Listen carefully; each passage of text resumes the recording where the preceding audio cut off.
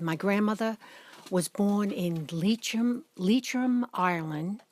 It was a poor community, a farming area, and she was one of 6 or 7 kids. And her mother died in childbirth when she was 27, 28. And all the children were split up.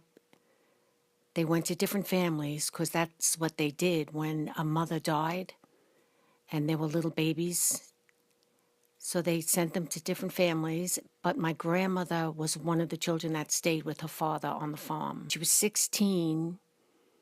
She traveled to America so she could find a better life. She was told the streets were paved in gold, and she really believed that.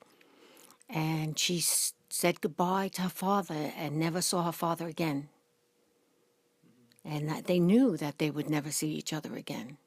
So you can imagine them separating and knowing that, you know. Mm-hmm. How old was she? 16. She was 16 years old. Yeah. Well, first she went on the ship, and she said it was a dirty old filthy ship covered in bugs. And many of the people, herself included, would get sick. And they were allowed, they were in the lower deck, like they weren't on the top deck where the air would be fresh, and they were lower in the boat. But every once in a while, or once a day, they'd go up and be allowed to get sick overboard, but they would be getting some fresh air. She pulled into Ellis Island, and she was praying. She knew that if she was ill, they wouldn't let her in, or if she had bugs. I guess they got lice, and she had lice on the ship. So, but she was clean. She was looked at and she was clean, so they processed her through. And she had a sponsor, Aunt Betsy, I think it was, in Connecticut. And Aunt Betsy hooked her up with the job working at a rich person's house. And she saw things for the first time in her life because this family was a wealthy family, and she became their maid, or one of their maids. I think she was there a while. Probably she was working there until she got married. They used to go into the city and go to dances, and then they would end up meeting somebody, usually somebody from Ireland, and then get married. So she was with that family for a while, I would think. How did she feel about that experience with that family? Do you know? The man of the house loved her and was very kind and got a kick out of her. My grandmother was very funny, but the woman was very strict and mean. So she had two experiences. All the Irish girls would get together and go into the city. And there were dance places then, a place where you would just go and dance. And that's how you would meet people. You know how people go to bars and meet people? Back then it was you would go to a dance. And that's how you would socialize and meet people. I don't know anything about him. He was never spoke of. My mother never spoke of him. I think the only thing I know about him is that he stayed in bed. I think he suffered from depression. He stayed in bed the day they lost their house in the Depression. They owned a house and they lost it. And my grandmother had to move everything out of the house and go like 2 or 3 houses up the block to rent. And he stayed in bed and didn't help the family move anything because he couldn't handle it. So, And where was that house located at? in Brooklyn. Some So the two of them got married and moved to Brooklyn together? I'm not sure where they initially But at some point lived. they came and lived Yeah, and they even got a house. They bought a home, which is pretty cool. hmm But then when the depression hit, everybody lost everything. I think my mother did a lot of the taking care of the house and the kids because my grandmother had to go out to work. And my grandfather was a trolley. He drove the trolleys. That was his occupation. They have 4 kids, and my grandma was so green, as they say, that she didn't even know what was happening when she was giving birth. She had no idea. And I think the people on the block, like her neighbors, you had the babies at home then. They came to the house and helped her give birth, but she actually had no idea that the baby was going to come through the vagina, and you know, she didn't know. That's crazy. Even when I don't know, I think it wasn't even her first birth, but her water broke in the store, in the grocery store, when she was shopping, and she didn't know what that was. And one of the women in the grocery store said, Nora, Nora, your water broke. And she was like, what? She thought she peed herself. And she said, no, your water broke. Wow. That's how green. They were so naive, and there was no one. She never grew up with a mother. She did grow up on a farm, so she did see birthing, but she didn't know about the human experience. So what would you say her? So she didn't have much education. Was she religious? Oh God, yes, yes. She was born in Ireland. She was a Catholic. Yes, and she was very superstitious. A lot of superstition in Ireland. And what role did that play in her life? It ruled her life. I remember when I was a kid, she went to church every day. She used to pray the rosary beads downstairs. I'd come downstairs and she'd be sitting in her chair with her lips moving, saying the rosary. Religion played a big part in her life. So how much did she have to raise the children on her own? If Oh, if all- the man, because did he die when the kids were still young, or? no, he died. The kids were older. As a matter of fact, he died, and then the following year, his youngest son, Jimmy, died from skin cancer. So they were all in their 20s by then, married. And I'm not sure. He died in his 50s, early 50s. I think it was a heart attack, but I'm not sure. They didn't talk about him. I think because he was abusive. I think he used to hit my grandmother. And did she always live with you? She always lived with me, yeah. Because he was already dead. And she moved in, I think when Maureen was a baby. And Maureen is 4 years older than me. So there was an apartment downstairs in that house, and she lived with us. Her and her Aunt Katie, her sister. My grandmother was some personality. She had such a wonderful disposition.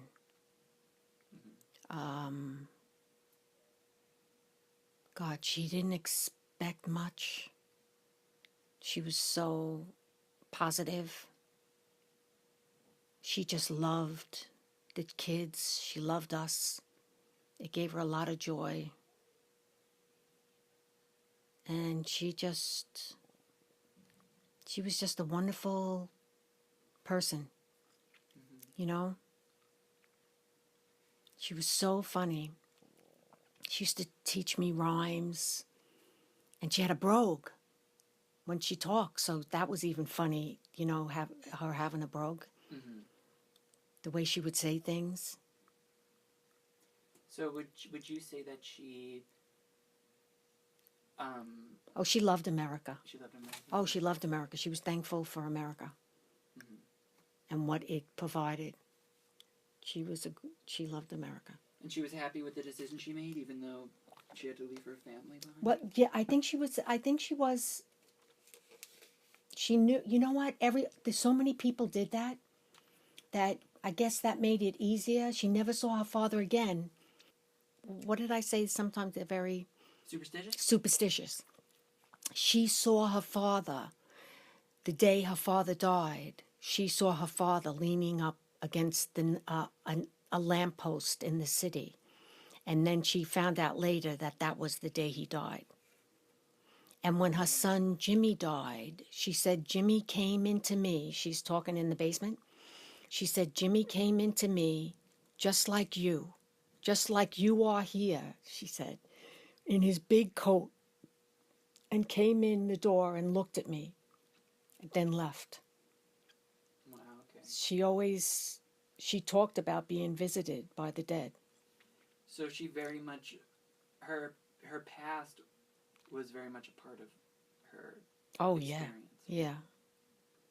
Yeah. Okay, so could you tell any differences between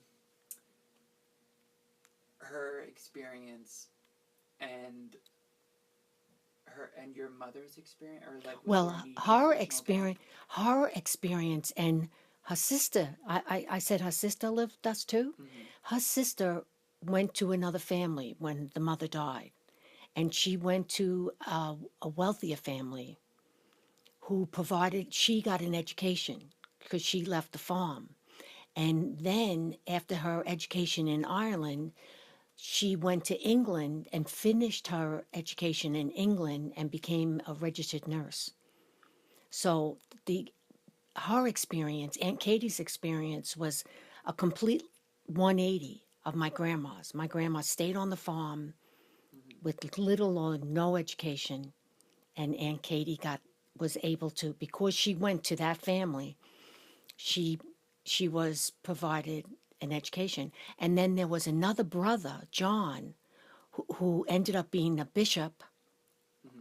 He went to a religious family in Ireland, a rich religious family, and he ended up going to this seminary and becoming a bishop. So that's in that one family, their experiences was so different because the mother died so young. So that's the same generation, and the differences, the different experiences that they had. But my mother's experience was all American. She was But she held on to the sort of oh, she was the religious. Catholic, the religious, the superstitious, the Irish superstition, and the Catholicism. My mother had 9 children because of Catholicism. She couldn't take birth control. They asked the priest, and the priest said no. After the 4th child, the priest said no, you can't use birth control. So that was the same experience as you would have had in Ireland, because in Ireland you couldn't take birth control either, because the Catholic Church is such a big part of Ireland. I see the generational differences, in my view, is education. I see that education is the only thing that's gonna move my family, like you, forward. That's the only thing that will help us get further in America. Mhm. And it's the only thing that I would stress, that it's really the only thing you need, education.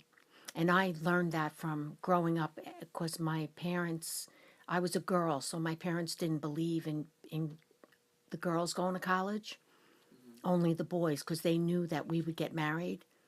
So they didn't encourage education. So I saw how that held me back, because when I went out into the business world, I saw other girls had college educations. And I saw that I was as good a worker and smarter, but because I didn't have that degree, I was starting out making less money than them. So Mhm. I always thought, for my kids, I want my kids to have an education. Are you ever surprised by how much has changed, or how little has changed in looking across? Because you can see now her generation and like your grandchildren. So what do you think of that change? Is it a lot? Is it a little? Well, it's a lot as far as, advancements in conveniences. Mm-hmm. My grandmother used to have to, she washed her clothes in the sink on a washboard. More of life was just taking care of little things like that. For the grandchildren, who knows? Their clothes are going to contain SPF and protect them against the sun. Mm-hmm. And we have such advancements as far as washing machines and things like that.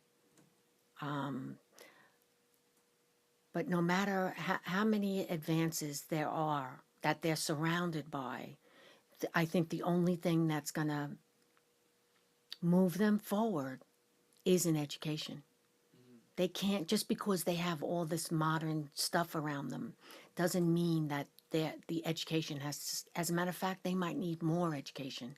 They might have to go even further for a PhD. Mm-hmm. Like right now, even a college degree is nothing. Right now, you gotta get your master's. Yeah, because more people have a college Yeah, education. college degree is nothing. When I was growing up, a college degree meant something. Now it's like everybody, you have to get a college degree. It's just like, you Mm-hmm. know, if you don't get a college degree, you're really setting yourself up behind the eight ball, they used to say. But so who knows? Not for Lynn and Lily, they might have to end up getting a PhD in order for their education to be completed or to have the value of what a college or a master's has now.